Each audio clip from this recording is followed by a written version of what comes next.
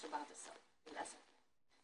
لا احنا مش مستبعدين الحقيقه، يعني محدش عمل حاجه محدده عشان يستبعدنا، بس محدش دخلنا في القصه بالظبط. يعني ما هماش في صوره Yes. البناء صح. حاليا بعد الثوره، مع ان المنتظر ان بعد الثوره يبقى علماء مصر يلعبوا الدور الاكبر كده. في البناء. لم يطلب منهم المشاركه. كنا نحب نعرف رأي حضرتك في اللي بيحصل حاليا في البلد واللي بيجري على الساحة دلوقتي أساسا في كتابة الدستور.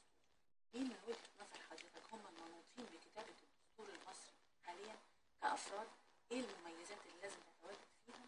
وهل أعضاء مجلس الشعب مين بالظبط بأية مؤهلات من عضوية مجلس الشعب هو اللي يصلح يكون في لجنة كتابة الدستور؟ أو ما يحدث على الساحة من وجهة نظر حضرتك هو ده ما يجب يحدث في كتابة الدستور المصري، ولا حضرتك رأيك؟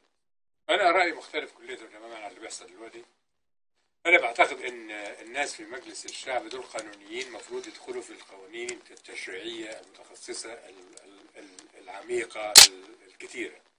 انا في نظري ان الدستور مفروض يبقى وثيقه ملخص كبير جدا عن ما هو شكل الجمهوريه مصر العربيه وحريه الانسان الفرد فيها رجلا كان ام امراه، وازاي التعامل ما بين الافراد والحكومه، وبس.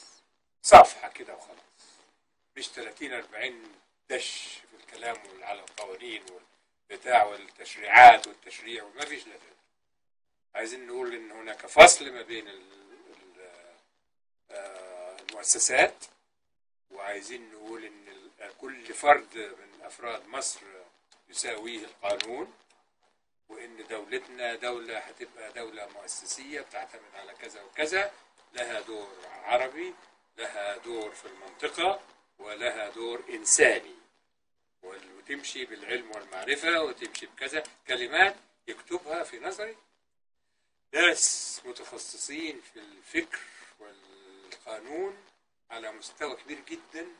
12 فرد من أحسن مفكرين مصر بالعواجيز، الناس اللي بيعرفوا معنى الكلمة ويختاروا كلمات مشوقة يفهمها كل الناس وما يدخلوش في التفاصيل، وبس ونخلص.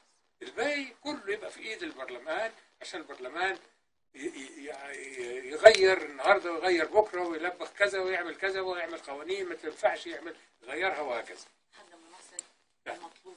انما الدستور يفضل هو الصفحتين دول وبس، صفحه او صفحتين بالكتير بس. اللي يكتبوا الناس دول بعيد عن الناس بتوع البرلمان. كان في سؤال من بنتي كانت تساله لحضرتك: What inspired you to be a scientist؟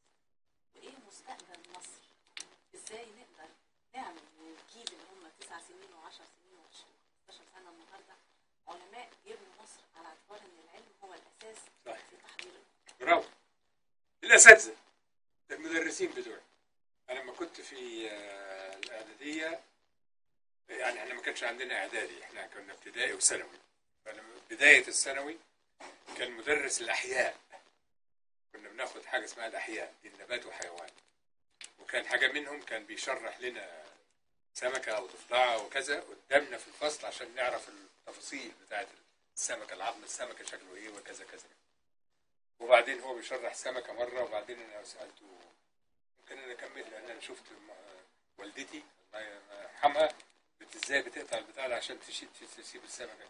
قال لي تعال، وقف قدامي كده وخلاني اقطع اللحم السمكه عشان اوريهم الهيكل العظمي بتاع السمكه شكله ايه، وعملتها طلعت كويسه قوي نضيفه قوي، ما فضلش اي لحم على العظم وبانت كويسه قوي. الهايل يا واد. وبعدين لما جه يعمل ضفدعه قال تعال فاروق، رحت قايم وقال لي تشرح ضفدعه ازاي، وعمل بتاع هو اول حطها، وبعدين ابتديت تشريح. فقال جمع الولاد قال لهم تعالوا اتفرجوا، تعالوا قربنا عليهم، وبعدين بعد ما خلصنا قال الواد فاروق ده هيطلع جراح ماهر، هيطلع طبيب هايل.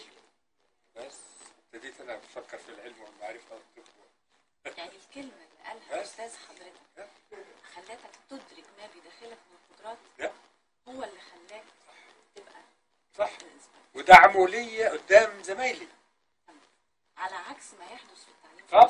طبعا ازاي الطفل يمسك له غلطته فين بس في التعليم، في المجتمع كله. انت غلطت فين نمسك لك غلطتك فين، مش فين الحسنات او القيم اللي عندك تقدر تنميها. سيبك من الغلط، سيبك من الغلط، حتى الاستفسار، حتى لما يجي الولد اما في المدرسه او البيت يكون بيقرا حاجه، بيعمل الدراسه، بيذاكر الحصه، وبعدين عايز يسال اما الاستاذ او والدته ولا والده، ويروح كده يقراها كده، بعدين يروح يسال، هيتقال له ايه؟ بس يا واد في الفصل هيقول له بس يا واد ما بنعرفش. في البيت هيقول له استنى يا ابني انا بستنى ما تتفرج على الماتش، انا مش فاضي لك دلوقتي روح. ولا امه هتقول له يا ابني انا لسه بطبخ مش فاضي لك دلوقتي، فيتخرس. فده ما ينفعش.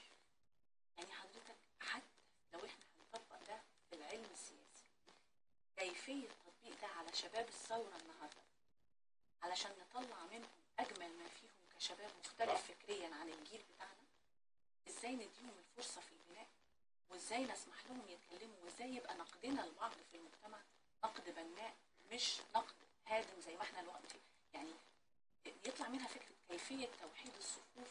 وجهة نظر حضرتك ازاي نقدر نوحد الصفوف ما بين الناس في المجتمع بأفكار مختلفة ليها انتماءات وطنية، علشان نوصل بيها لجبهة واحدة تبني البلد في وقت واحد، بدل ما احنا بنهدم بعض ونبني البلد. الحقيقة الحاجة الوحيدة اللي احنا عايزين نغيرها هو ازاي ان كل واحد عايز يوري ان هو نفسه الاحسن، او اللي عارف اكتر. خلي كل واحد يتكلم، اديله فرصة، ولما يتكلم قول له حقيقة ده هايل، دي فكر عظيم جدا، انا عندي فكر مختلف، كلامك صح بس انا عندي فكر مختلف. ما فيهاش عيب ان الواحد يقول كده، حتى لو كان الواحد بيختلف مع البني ادم ما يقولوش لا مش كده الحكاية، لا يقول له لا هايل برافو عندك حق بس انا عندي فكر مختلف لسبب ما، بس عشان نحيي قدرات الانسان. حضرتك ايه اللي شايفه؟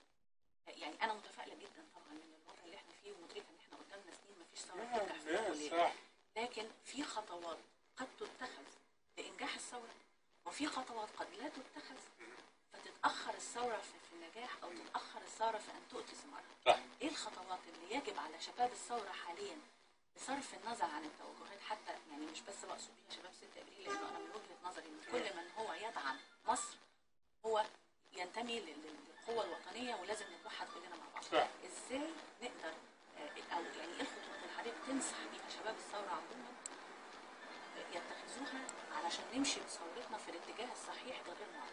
هم سألوني الكلام ده، نفس السؤال ده، فهم فاهمين نفس القصة. ده سؤالي الشخصي. والله برافو عليك، لأن هو ده السؤال اللي هم سألوني عليه. أنا قلت لهم حاجة من الاثنين، إذا بصينا لورا أو أنتوا إذا بصيتوا لورا يعني هتاخد منكم سنين، إذا بصينا قدام يمكن تاخد شهور. يعني الواحد يبص قدام، سيبك من اللي حصل، كل اللي حصل ده ترمي في الزبالة، كله انسى، خلاص خلصت. اللي حصل ده كله خلص، خلينا نبص بكرة، النهارده بعد الظهر هنعمل إيه وبكرة نعمل إيه. خلينا نبص قدام، إيه اللي هنقدر نعمله مستقبلا، بعد ساعة، بعد ساعتين، بعد يوم، بعد 10 سنين، كل ده خلينا نبص قدام ونخطط نقول ايه. كل ما بصينا قدام كل ما الفترة قلت شوية. حضرتك عندك تصور لخارطة الطريق لشباب الثورة يمشي عليها علشان نقدر نوصل للهدف؟ نعم ابسولوت، الوصول الى الشارع، التعرف على طبيعة المصريين، ان الشباب تعرف على طبيعة المصريين، على طبيعة مصر والمصريين.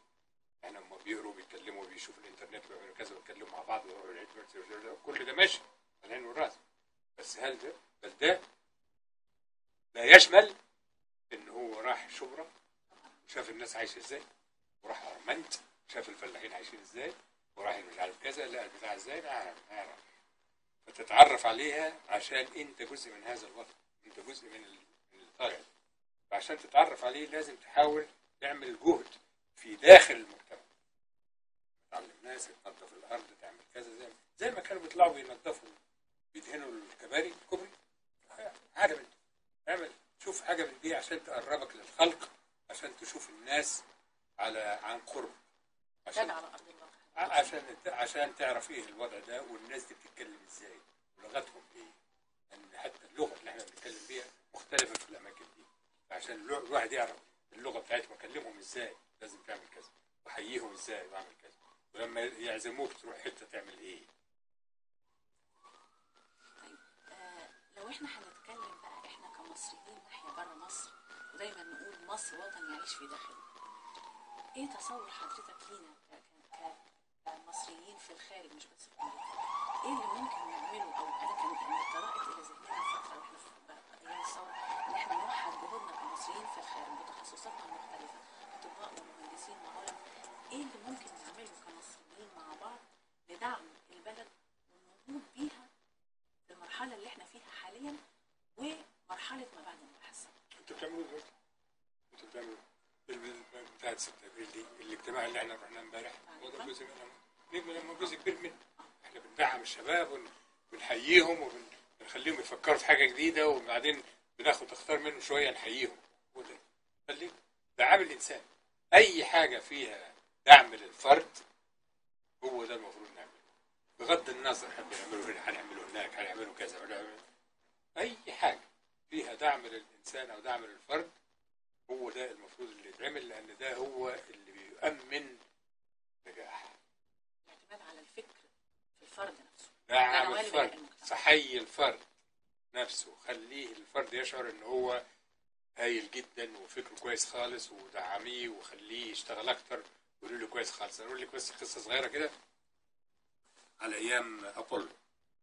لما انا كنت لسه 29 سنه ولا حاجه، وبعدين عملوا لي سوبرفايزر، كان معايا 6 دكتوراه، واحد منهم كان عنده 42 سنه وانا 26 وانا 29. وبعدين رئيس ناسا جمعنا عشان يقول لنا انت اللي يحيينا يعني، وقال لنا ما يلي انتوا ما دام بقيتوا سوبرفايزرز من هنا ورايح ما عندكوش شغل. المهم ان شغلكم الوحيد ان هو تدعموا الناس اللي بيشتغلوا عندكم. فاحنا اذا كل واحد بيشتغل عندك عمل كل اللي هو فاكر انه يعتقد انه هو قادر عليه، سوف نفشل فشلا ذريعا. لكن لو كل واحد منكم عمل حسابه ان كل واحد بيشتغل معاه انتج اكتر مما يعتقد انه هو قادر انه يعمله، سوف ننجح ونصل للامر. فدي شغلتك يا معلم. ازاي تخرج من الفرد اجمل ما فيه اللي هو مش شايفه. بس مؤاخذة انا مراتي في